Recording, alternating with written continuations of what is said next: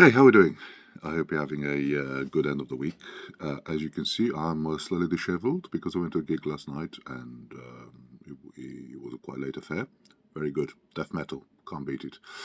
Anyway, I've got a quote for you today from 1946, and it's somebody called Niemöller, who apparently was a reverend or a pastor or something like that in a German church, and it refers a lot about his experience to Nazi Germany and about how things developed for him. And I think it's a fairly well-known quote, and it's actually, I think, on the United Nations monument against genocide and stuff like that, or Holocaust Memorial.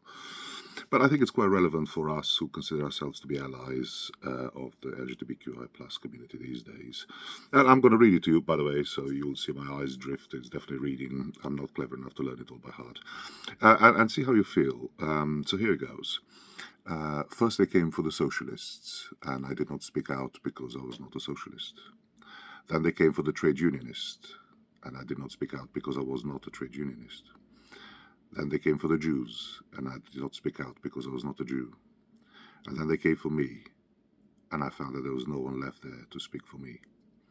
And I think the point of this is if we don't take a stand now and be allies to the community and speak out against the hatred and the rhetoric against the LGBTQI plus community, especially trans people, not solely but especially, uh, then they will pick us out one by one. And I'm not a conspiracy theorist. As I've said before, I'm a middle-aged, het, cis white man.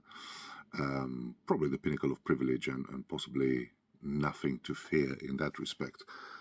But what do we do? And this is something I talk to my clients about, is where do we draw the line?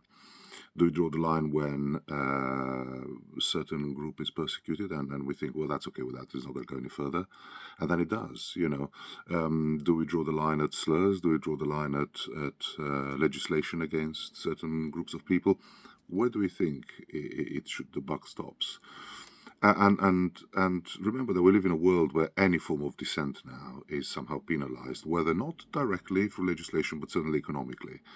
If you speak out against anything, you run various risks today. Possibly not people like me, as I say, but that's why it's even more important that people like me take a stand and actually use some of our privilege to speak out for people who are constantly backed in a corner. So if you take nothing from today, maybe just go ahead and search for this particular, I don't know if it's a poem, it's a quote, whatever it is, and think, how does that apply to me? Where are my lines? Because, for example, the trans community is something that both the right and the left agree on, or people that would tend to think about themselves more right-wing or left-wing. We don't like them. And that's why they weaponize so much, because people have found that if we pick on trans people, that's more likely for the majority of the population to agree on, and then maybe they think we're not so bad. So, for example, if I'm a right-wing government, I would say, well, trans people are terrible, we shouldn't let them in toilets, or whatever. That's more of a chance that some people that have traditionally been more left-leaning will not find so much fault with, unfortunately. So therefore, they might think, well, actually, this particular government or this particular legislation or this particular authority is not so bad after all. And I'll leave you with one last piece of, well, not advice, but just a note, and take from that what you will. It's often that when we cook crabs, for example, or lobsters, they actually react, funnily enough, very badly if you put them straight into boiling water. So often the way that happens is not to put them straight into boiling water. It's actually to put them in cold water, which you gradually heat to boiling point, after which they can no longer get out.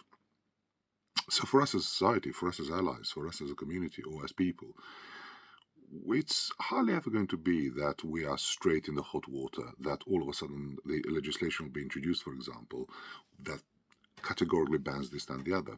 But our rights, especially the rights of the community, will be partially chopped off, until we all of a sudden wake up in a Handmaid's Tale scenario one morning, and then we were wondering, how did we get here? Well, the way we got here is the fact that we are the lobsters in the water who basically just tolerate the heat until we're cooked.